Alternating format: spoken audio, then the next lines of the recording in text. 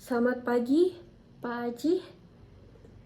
Saya Asya dengan nomor mahasiswa 234314019 ingin mempresentasikan hasil esai yang saya kerjakan selama minggu ini dengan judul Terbentuknya Kerajaan Safawi dari Gerakan Tarekat Safawi yang berkembang di Persia atau yang kita sebut adalah Iran.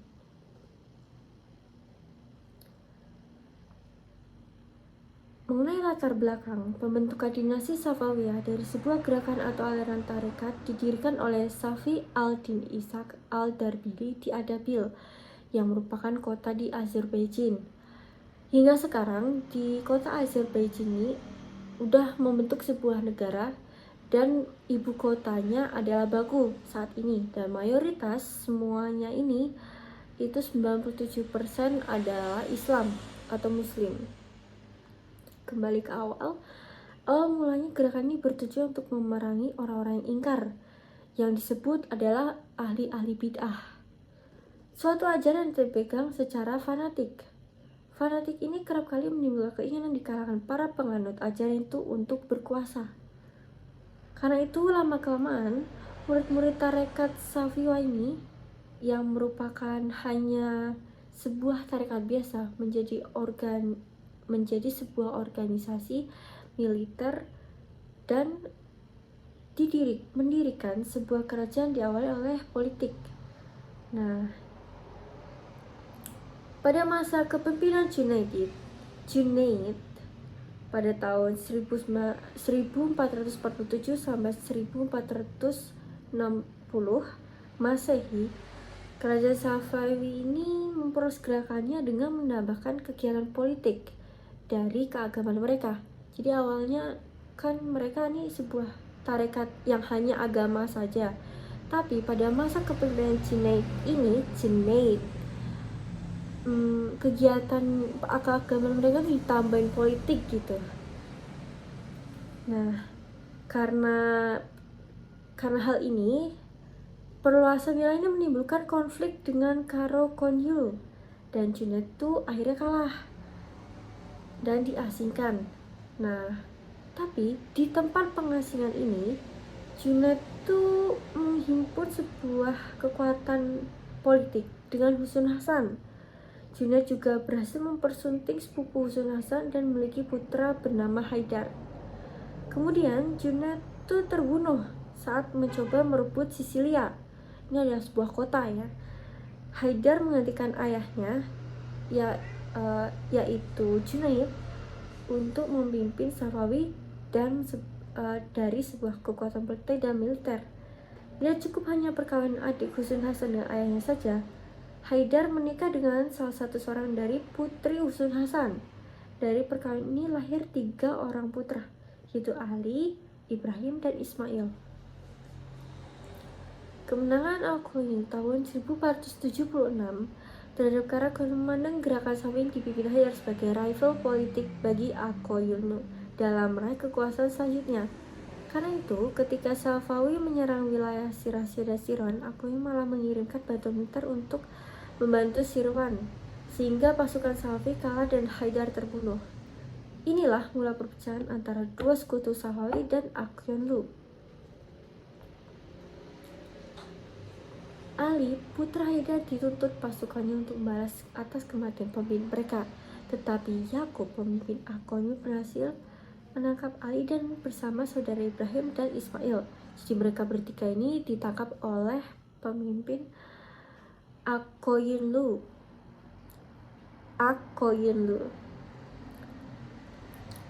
Nah, mereka bersama ibunya itu diasingkan lagi di Fars selama 4,5 tahun. Mereka dibebaskan oleh Rustam, putra mahkota Al-Qaeda, dengan syarat membantu membebaskan sepupunya. Ali kembali ke Ardabil setelah saudara sepupu Rustam dikalahkan. Namun selanjutnya Rustam berbalik memusuhi Ali bersaudara yang menyebabkan Ali terbunuh pada tahun 1494 dan digantikan oleh adiknya Ismail yang baru berusia 7 tahun. Ia menyiapkan pasukannya dinamai Kilbas Baret Merah yang dibentuk oleh ayahnya Haidar. Jadi Kilbas Baret Merah ini kan dibentuk dari ayahnya Haidar yang pertama ini yaitu anaknya Junaid. Nah, akhirnya pasukan itu dinamai oleh sang anaknya, jadi cucunya Junaid gitu. Di bawah pimpinan Ismail pada tahun 1501 Masehi, ia berhasil mengalahkan Akoinu di Shanrur. Ini adalah sebuah kota lagi dan berhasil membuat ibu kotanya yaitu Tabriz. Jadi Shanrur ini juga sebuah negara, nama negara dengan ibu kota Tabriz, mungkin di sekitar deket-deket Azerbaijan di Persia. Dan di tempat itu dia memproklamasikan diri sebagai raja pertama dinasti Safawi. Inilah pertama kali kerajaan Safawi ini bangkit atau didirikan. Jadi sebelumnya ini dari sebuah kelompok organisasi yang besar dengan menambahkan kegiatan keagamannya dengan politik, dan akhirnya mereka berhasil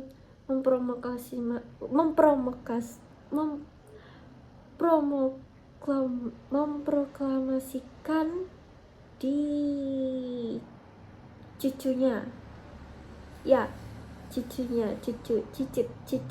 Junaid Ismail I selama 23 tahun. Dalam waktu 10 tahun, Ismail sudah memperluas kekuasaan hingga seluruh Persia. Di Persia ini termasuk Iran nih guys. Ismail digantikan oleh anaknya Tahmasp I, anak pertama dari 9 bersaudara mereka. Tahmasp merupakan pengganti Ismail yang memang sudah dipersiapkan dan diunggulkan dari saudara-saudaranya. Jadi kayak putra mahkota gitu. Karena beliau adalah putra tertua walaupun pada waktu itu usia baru 10 tahun. Tahmasp memerintah selama 52 tahun, lebih lama dari ayahnya. Menjelang wafatnya, Tahmasp mengalami sakit keras. Pada masa ini, pasukan Gizibald pecah menjadi 2 kubu.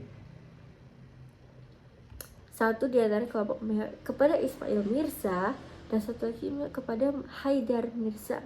Dalam hal ini, Tahmasp memilih Haidar Mirza, putra ketiganya, sebagai calon penggantinya. Namun Ismail melakukan penolakan dan perlawanan pada saat penobatan Haidar menjadi khalifah atau syah. Jadi khalifah ini kayak pemimpin yang ditunjuk oleh yang di atas gitu, kayak kita di sultan di kerajaan di Jogja ini Sultan Khalifah bin Abdullah. Kalau di Persia di kerajaan dinasti Safawi yaitu berkali jadi syah gitu. Hingga akhirnya Haidar terbunuh dan Ismail naik tahta dengan gelar Ismail II. Setelah 11 tahun menjabat, Ismail II wafat dan digantikan oleh Muhammad Kudabanda, putra pertama Tahmasp I, atas penunjukan para pejabat negara. Jadi mungkin kayak pamannya. Iya, pamannya.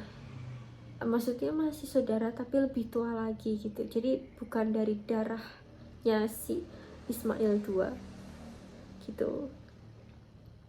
Atas penunjukan para pejabat negara, ditunjuk oleh para pejabat-pejabat. Lalu Kudabanda menjabat sekitar 10 tahun, kemudian diganti oleh Syah Abbas I.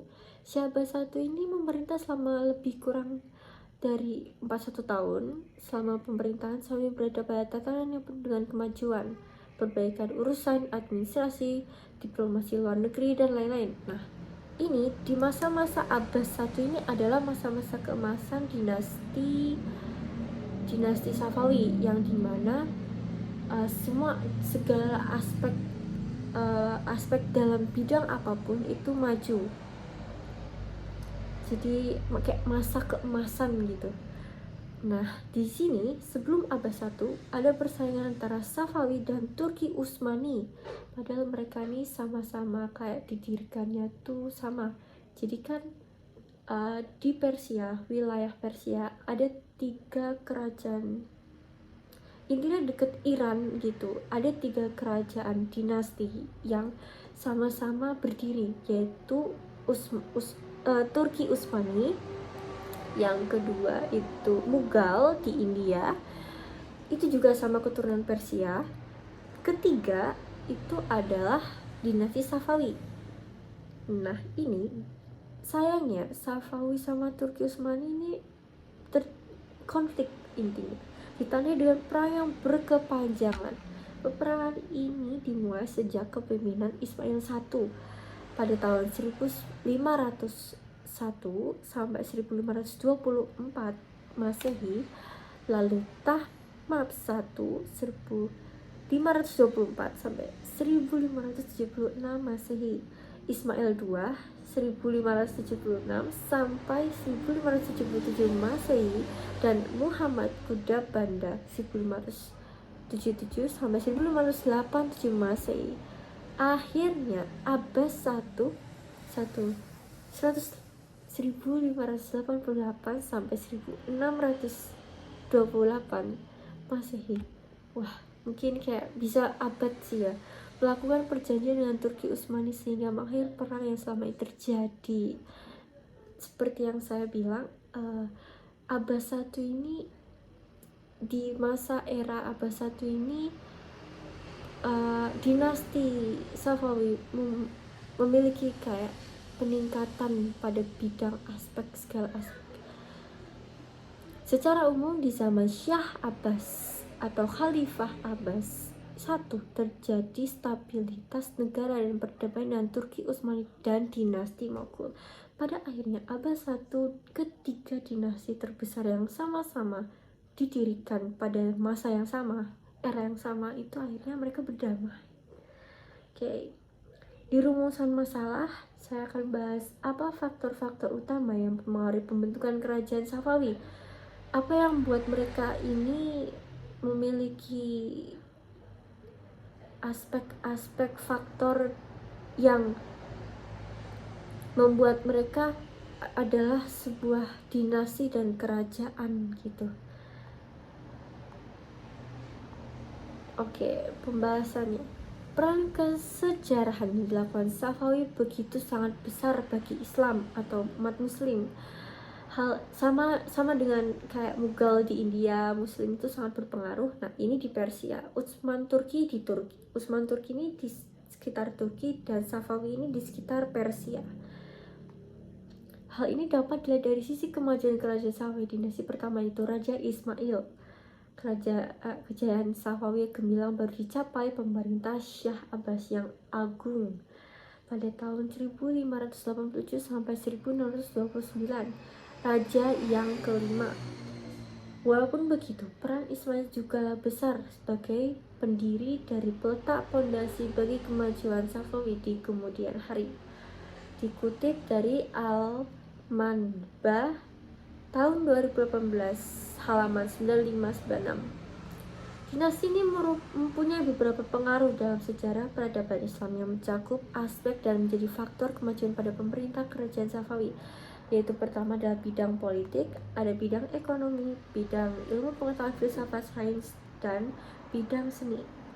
Kita bahas yang bidang politik sekarang. Bidang politik. Kemajuan di bidang politik di kerajaan Safawi adalah terwujudnya integritas wilayah negara yang luas yang dikawal oleh suatu angkatan bersenjata yang tangguh, jadi kuat di militer juga oleh suatu angkatan serta mampu memainkan peran dalam percaturan politik internasional, jadi kuat dari segi militer dan segi politik. Nah, di segi politik ini bagaimana Syah Abbas ini memperoleh kejayaannya dengan bidang politik, yaitu dengan ditentukan oleh kekuatan bersenjata. Melakukan politik, langkah pertamanya yaitu membangun angkatan bersenjata dinasti Safawi yang kuat, besar, dan modern, tentara Qilibas. BTW, karena tentara Qilibas ini dari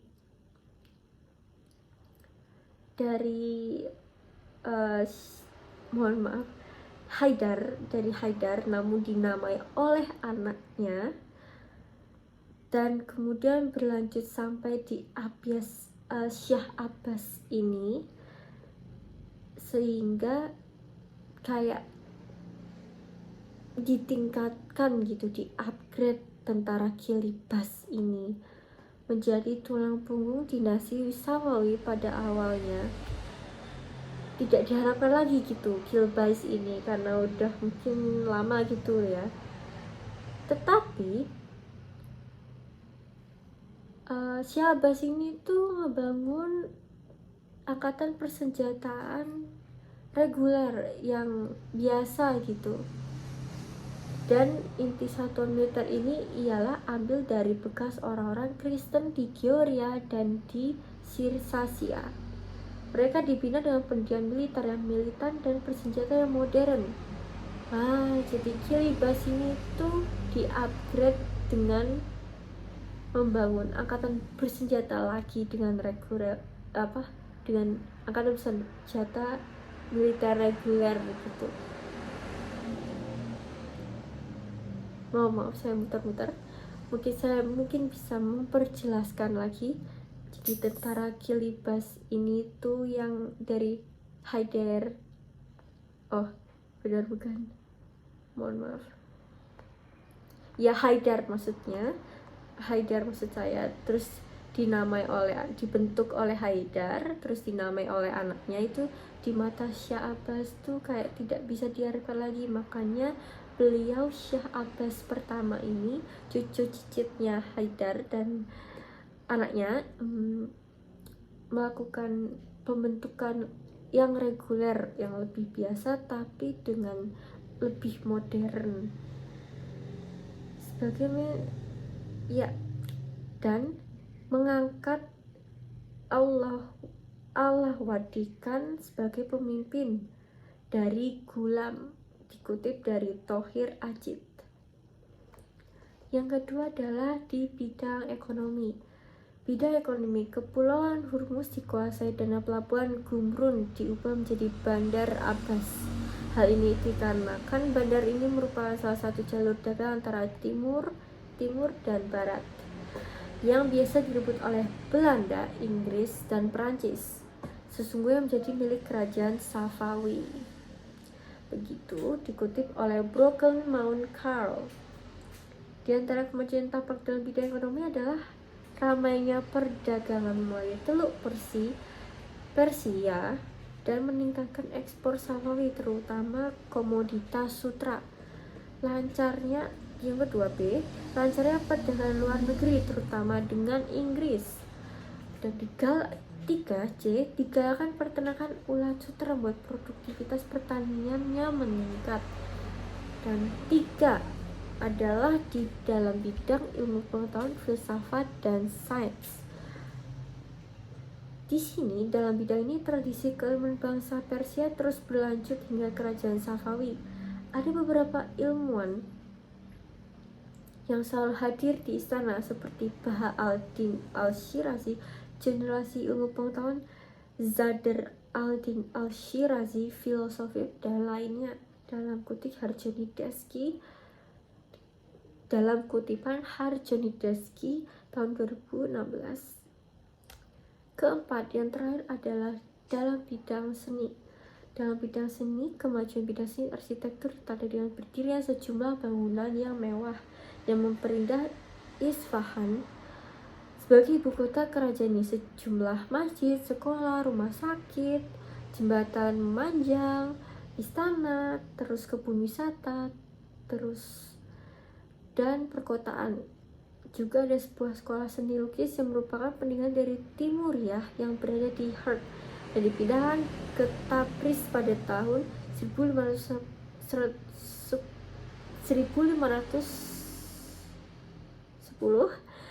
oleh Ismail I.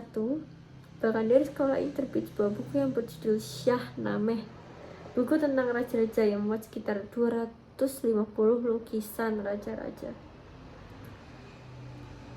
Kesimpulannya adalah kerajaan Safavi adalah kerajaan Islam di Persia atau dinasti atau Islam terbesar, kerajaan Islam terbesar yang berpengaruh besar di Persia. Kedua itu adalah berikut urutan penguasa kerajaan Safawi. Yang pertama itu Ismail I sebagai fondasi untuk pendiri. 2. Tahmaps 1 dan 3. Ketiga adalah Syah atau Khalifah Raja ketiga adalah Ismail II. Yang keempat itu Muhammad Khudabanda. Yang kelima Abbas I, 6 Safi Mirza, 7 Abbas II, 8 Sulaiman, 9 Husain I, 10 Tahmaps II, 11 Abbas III.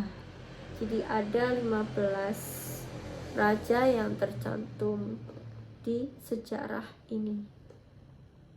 Sekian, terima kasih. Mohon maaf jika ada perkataan dan ketidaknyamanan yang terjadi. Selamat siang. Terima kasih.